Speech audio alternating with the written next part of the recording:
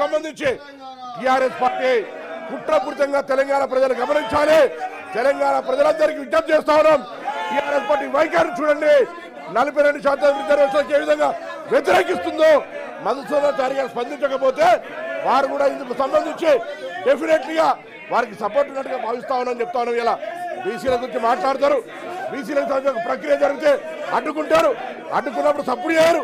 ఇదేం పద్ధతి అని అడుగుతా ఉన్నాం. అందుకే దయచేసి అధ్యక్ష వీళ్ళని వెంటనే ఒక విచారణ ఎదుర్కోలేని అవినీతి పరులుగా అవినీతి ఆరోపణ వస్తే విచారణ ఎదుర్కోక మొగల్ని కొట్టి మొరమొర అన్నట్టుగా ఇలా ఈ విధంగా రాద్ధాంతం చేస్తున్నటువంటి వాళ్ళు ప్రజాస్వామ్యాన్ని అపహాసం చేస్తూ ఇలా బీసీల రిజర్వేషన్ అడ్డుకోవడానికి ప్రొటెస్ట్ చేస్తున్న వీళ్ళ మీద కఠిన చర్య తీసుకోవాలని కోరుతా ఉన్నాం.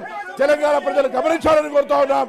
ఇలా బలహీన వర్గాల నాయకుడు మధుసూదనాచారి గారు కానీ, బండ ప్రకాష్ గారు కానీ, రాజు గారు కానీ, ఎల్ రమణ గారు కానీ, దాసం శ్రవణ్ ఆనాడు తెలంగాణ ఉద్యమంలో మా పార్టీలో ఉండి మా పార్టీ మీద అడిగినాం. మేము ఇలా పూర్తిగా అచేతనంగా బొమ్మల్లాగా మారకండి.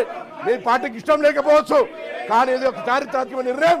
దానికి సపోర్ట్గా ఉండాలని నేను మరొక్కసారి కోరుతూ ఆరోపణలు ఎదుర్కొనే చేతగాక ఆరోపణలు ఎదుర్కొనేటువంటి పేరు మీద బీసీల రిజర్వేషన్ అడ్డుకునేటువంటి కుట్ర ఇది దౌర్భాగ్యమైనటువంటి పరిస్థితి అనే మాట సందర్భంగా మనం చేస్తున్నాం. అధ్యక్ష ఏవిఎన్ రెడ్డి గారు